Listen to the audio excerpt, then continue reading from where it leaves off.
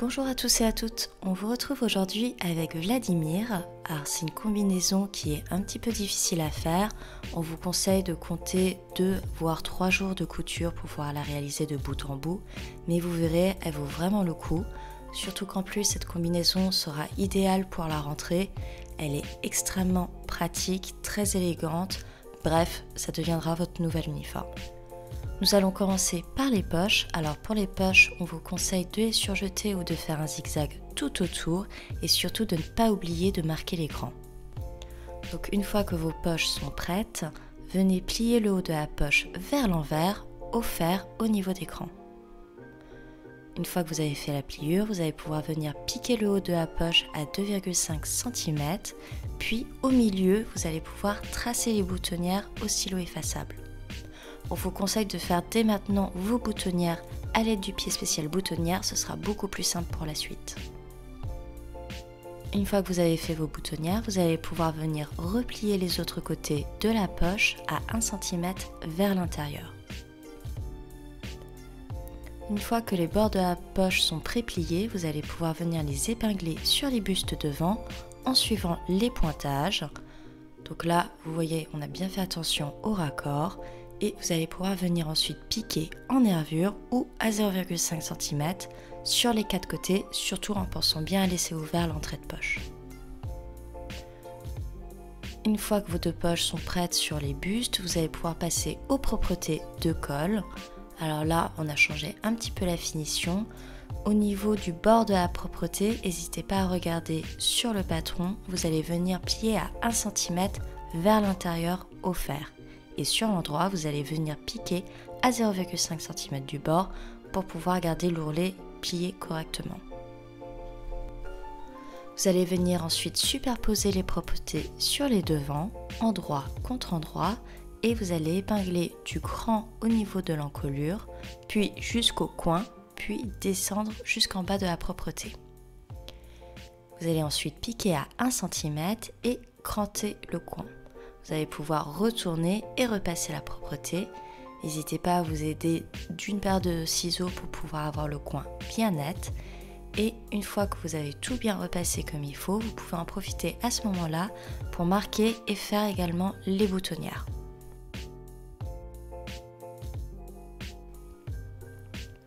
Vous allez pouvoir ensuite passer au dos et sur le haut du dos, vous allez repérer il y a 4 crans sur le haut de la pièce. Donc on va venir faire un pli rond, donc très simple, on va venir épingler le 2e cran sur le premier, puis le 3e sur le 4e, et vous allez mettre quelques épingles pour maintenir et piquer à 0,5 cm. Une fois que votre pli rond est préparé, on va pouvoir passer aux empiècements. Alors il y en a 2 pour avoir une finition beaucoup plus nette. Vous allez tout simplement en prendre un des 2 et épingler endroit contre endroit le bas de l'empiècement avec le haut du dos. Vous allez piquer ensuite à 1 cm et vous allez retourner et prendre le 2e empiècement. Donc ce 2e empiècement, il sera endroit de l'empiècement contre envers du dos. Vous allez épingler sur la même ligne que vous venez de faire et piquer à 1 cm. Vous allez ensuite pouvoir tirer les empiècements vers le haut et repasser pour bien tout mettre à plat. Là, si vous le souhaitez, vous pouvez faire une petite surpiqûre décorative. Alors vous remarquerez, nous on a eu un petit souci de raccord de motif. C'est des choses qui arrivent, mais c'est vrai, faites attention quand vous allez couper vos pièces à ce moment-là. Prenez ensuite les devants et superposez-les endroit contre endroit sur le dos. Alors attention, il va falloir ne prendre que l'empiècement qui sera sur l'extérieur du vêtement. Vous allez venir épingler les lignes d'épaule.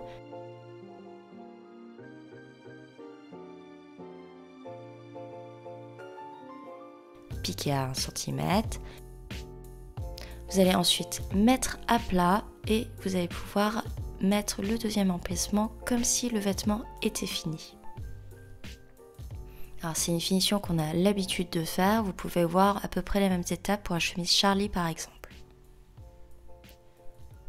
Vous allez pouvoir glisser ensuite la main soit par l'emmanchure, soit par l'encolure et vous allez tout simplement venir entre le pouce et l'index pincer les valeurs de couture de l'épaule du devant et les coutures épaules du 2e empiècement.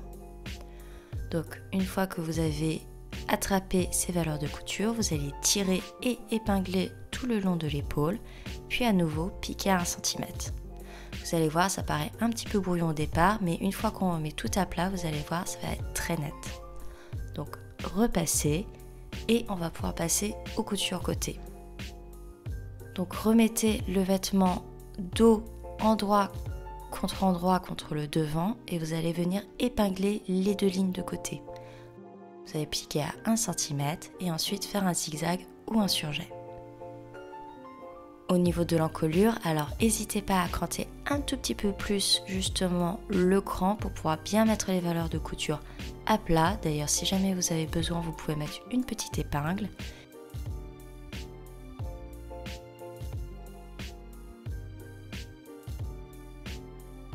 Et on va pouvoir passer au col. Donc le col, rien de compliqué. Endroit contre endroit, on épingle les 2 petits côtés et la plus grande des 2 longueurs. On vient piquer à 1 cm, puis on crante les coins. Vous allez pouvoir ensuite retourner et repasser pour bien mettre à plat. Et on va venir épingler le dessous de col à l'encolure, endroit contre endroit et piquer à 1 cm. Et sur le côté opposé du col, on va venir repasser la valeur de couture à 1 cm vers l'intérieur au fer. Vous allez pouvoir comme ça rabattre le dessus de col sur l'encolure de façon à prendre les valeurs de couture en sandwich, vous épinglez et après vous allez venir piquer en nervure. Alors comme toujours, on vous conseille de piquer quand même sur l'endroit, c'est toujours plus net.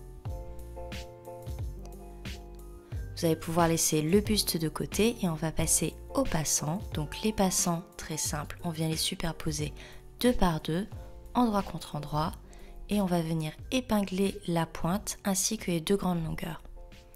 On vient piquer à 1 cm, puis on dégarnit bien les valeurs de couture. On retourne, n'hésitez pas à utiliser des ciseaux pour pouvoir pousser la pointe et on repasse. Vous allez ensuite tracer la boutonnière et la broder et on va prendre les ceintures. Alors les ceintures, vous verrez, il y a 6 pièces. Donc vous allez prendre tout simplement une ceinture dos, une ceinture droite et une ceinture gauche. Alors attention, vous repérerez, il y a des petits crans de montage au niveau des coutures côté. N'hésitez pas à regarder le patron si jamais vous avez des doutes. Et vous allez venir épingler du coup les ceintures endroit contre endroit à chaque fois au niveau des coutures côté. On vient piquer à 1 cm et là, attention, cette fois-ci on vient repasser en ouvrant les coutures. Vous allez répéter exactement la même chose pour les 3 autres ceintures. Et sur la ceinture qui sera à l'extérieur du vêtement, vous allez pouvoir venir placer les passants entre les crans justement qui sont dédiés pour les passants et vous allez venir épingler le haut du passant.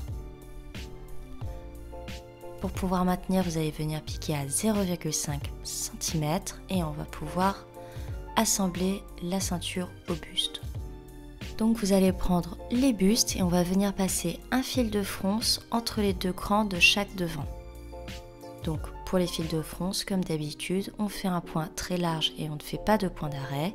Et vous allez pouvoir ensuite venir froncer pour adapter aux ceintures devant.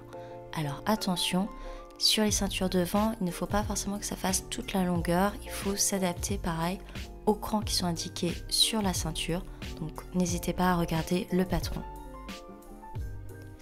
Une fois que vous avez froncé les bustes devant, on va faire exactement la même chose pour le dos du buste, mais cette fois-ci en fronçant toute la longueur. Une fois du coup que votre buste est ajusté à la bonne longueur, on va pouvoir épingler le haut de la ceinture au bas du buste, endroit contre endroit. Alors faites attention au cran, mais aussi n'oubliez pas à bien faire coïncider les coutures côté. Vous allez pouvoir venir piquer à 1 cm, puis repasser la ceinture vers le bas et on va prendre la deuxième ceinture. Donc la deuxième ceinture, on va venir l'épingler à la valeur de couture de la taille, endroit de la ceinture contre envers du buste. Et vous allez aussi pouvoir épingler les 2 petits côtés des ceintures entre elles qui vont du coup se retrouver à être la finition en fait de la ceinture. Vous allez venir piquer à 1 cm du coup cette sorte de U et vous allez pouvoir ensuite cranter les coins retourner et repasser.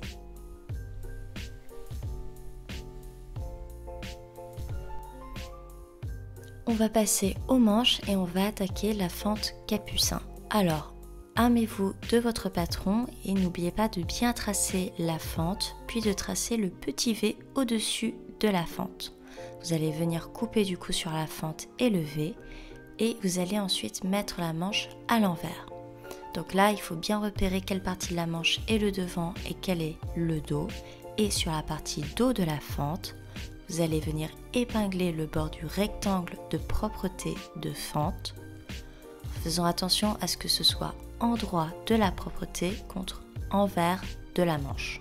Vous allez venir piquer à 1 cm, puis vous allez venir tirer la propreté vers l'endroit de la manche. Donc là, n'hésitez pas à repasser et on va préplier au fer le bord opposé de la propreté à 1 cm vers l'intérieur. Vous allez ensuite venir rabattre la propreté de façon à cacher la valeur de couture et vous allez épingler en nervure tout du long. Vous allez ensuite prendre l'autre partie qui s'appelle la fente poignet et sur l'envers de la manche, vous allez venir épingler la fente contre l'ouverture. Alors attention, la fente a un peu une forme de Tetris particulière, donc n'hésitez pas à regarder sur le patron justement quel est le bon sens à épingler.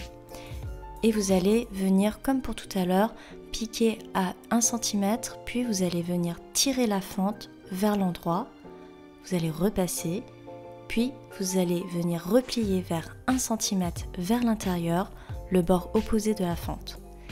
Et également le haut de la fente où il y a ce petit rectangle qui dépasse, vous allez plier le haut du rectangle à 1 cm vers l'intérieur au fer. Donc là, on va pouvoir venir finaliser la fente. Vous allez bien faire attention que le petit V en haut de l'ouverture doit être dirigé vers le haut. Alors n'hésitez pas à l'épingler. Et par-dessus, vous allez venir épingler le haut de la propreté de la fente.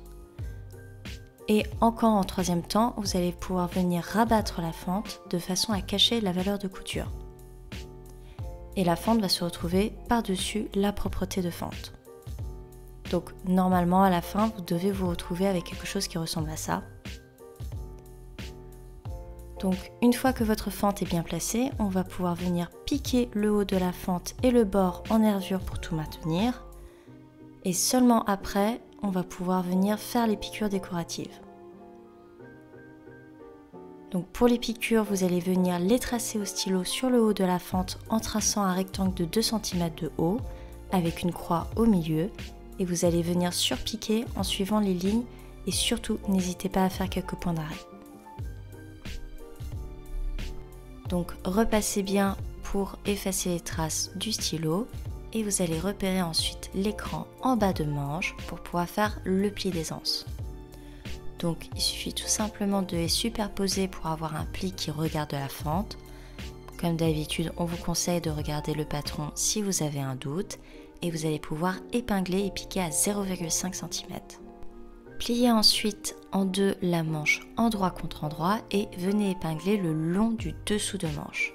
On va pouvoir ensuite piquer à 1 cm, puis faire un zigzag ou un surjet. Il ne reste plus qu'à s'occuper des poignets et là, rien de très compliqué. On va venir les plier en deux sur le cran endroit contre endroit. Épingler les deux petits côtés et piquer à 1 cm. N'oubliez pas de bien cranter les coins et vous allez pouvoir retourner et repasser. Donc là, sur un des bords libres, vous allez venir préplier au fer à 1 cm vers l'intérieur et vous allez pouvoir épingler l'autre bord contre le bas de manche, endroit contre endroit et piquer à 1 cm. Vous allez ensuite rabattre le poignet de façon à cacher la valeur de couture et épingler.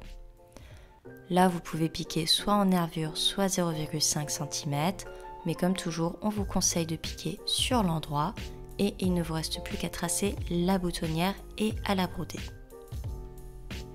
Une fois que vos deux manches sont prêtes, vous allez pouvoir les placer au niveau des trous d'emmanchure du buste. Alors, vous allez voir, il y a pas mal de crans. N'hésitez pas à bien les respecter et également faites bien coïncider les coutures de dessous de manche avec la couture côté. On va pouvoir passer aux jambes devant. Donc prenez la poche et épinglez la diagonale de la poche sur la diagonale de la jambe devant, toujours endroit contre endroit. On va venir piquer à 1 cm, puis vous allez venir repasser en mettant la valeur de couture du côté de la poche. On va pouvoir faire une petite piqûre de glaçage pour bien maintenir la valeur de couture. Donc pour la piqûre de glaçage, on la fait en nervure contre le bord de la couture et on commence la piqûre 1 cm après le début de la pièce et on l'arrête 1 cm avant. On vient repasser la poche en la couchant sur l'intérieur et là vous allez pouvoir prendre le fond de poche et l'épingler contre la poche endroit contre endroit. Épinglez le long de la courbe, piquez à 1 cm, puis faites un zigzag ou un surjet. Vous pouvez revenir du coup sur l'endroit de la jambe et si vous le souhaitez, vous pouvez venir épingler le côté bas de la poche contre la jambe pour bien maintenir les 3 épaisseurs ensemble et faire une piqûre à 0,5 cm. Sur le haut de la jambe, on va faire les plis. Donc là, il faut repérer les 4 crans et plier en suivant le patron. Les plis en fait vont venir regarder les côtés. Donc là, épingler, piquer à 0,5 cm pour maintenir et vous pouvez en profiter à ce moment-là pour maintenir également le haut de la jambe avec le haut de la poche. Repassez bien et à ce moment-là, on va pouvoir venir faire un petit repère sur le bord des plis à 3 cm de la taille. Donc là, utilisez un stylo effaçable ou une craie et vous allez pouvoir venir faire une piqûre nervure sur le bord du pli jusqu'à la marque. Alors là, n'oubliez pas de bien faire des bons points d'arrêt. Prenez ensuite le soupon, donc vous allez venir le plier en deux sur l'écran et épingler les 2 petits côtés. Venez piquer à 1 cm, on crante, on retourne et on repasse bien.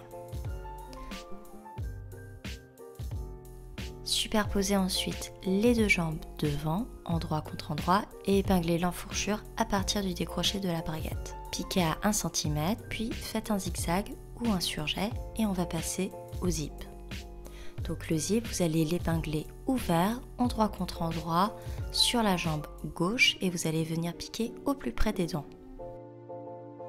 Et par-dessus, vous allez venir superposer le soupon et repiquer à nouveau en suivant la piqûre que vous venez de faire. On vient fermer le zip, on repasse et si vous le souhaitez, vous pouvez faire une piqûre de glaçage le long du zip. On va pouvoir passer ensuite à la jambe droite. Donc la jambe droite, il y a ce petit morceau qui dépasse qui s'appelle la braguette. Vous allez venir le plier au niveau du cran vers l'intérieur et vous allez superposer la jambe droite sur la gauche pour cacher le zip. Donc là, comme d'habitude, vous allez sentir avec le bout des doigts les différentes épaisseurs de tissu et vous allez mettre quelques épingles pour bien placer la jambe sur le zip. Vous allez ouvrir le zip ensuite et revenir sur l'envers de la jambe. Donc là, vous allez pouvoir épingler correctement le zip à la braguette. Par contre, faites attention à ne pas prendre le tissu de la jambe. Vous allez piquer au plus près des dents du zip et vous allez pouvoir voir sur l'endroit si votre zip se ferme correctement et si tout se place bien. Une fois que tout est correctement installé, on va pouvoir tracer le couteau. Alors, rien de très compliqué, on va venir tracer à 3 cm du bord du milieu devant à l'aide d'une craie ou d'un stylo effaçable et on va venir finir en arrondi sur le bas du zip.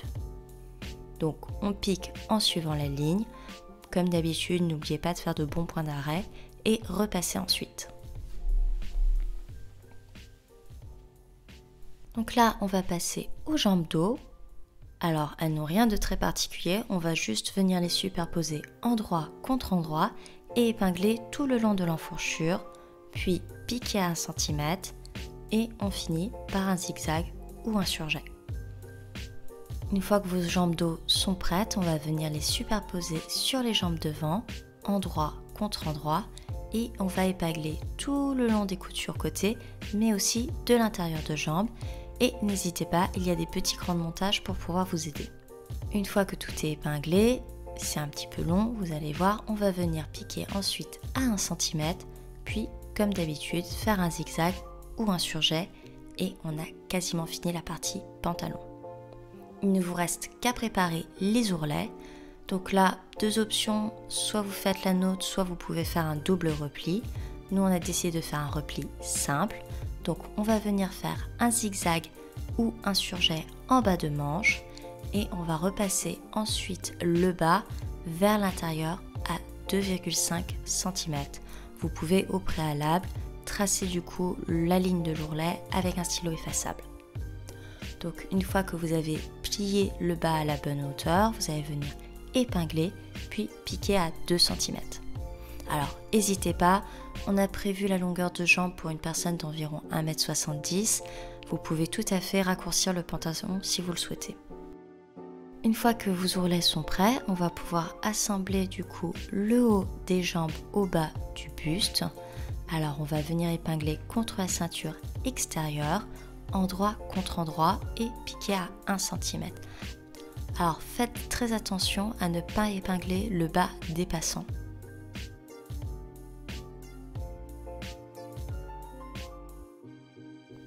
Donc une fois que vous avez piqué à 1 cm, on va venir sur le dos épingler la bande élastique. Alors la bande élastique, vous allez pouvoir la mesurer en fonction de ce qui est indiqué dans le livret et vous allez venir l'épingler entre les deux coutures de la ceinture extérieure au niveau du dos. Donc piquer sur les côtés, on vous conseille de le faire sur l'endroit pour que ce soit plus propre, de façon à bien maintenir l'élastique en place.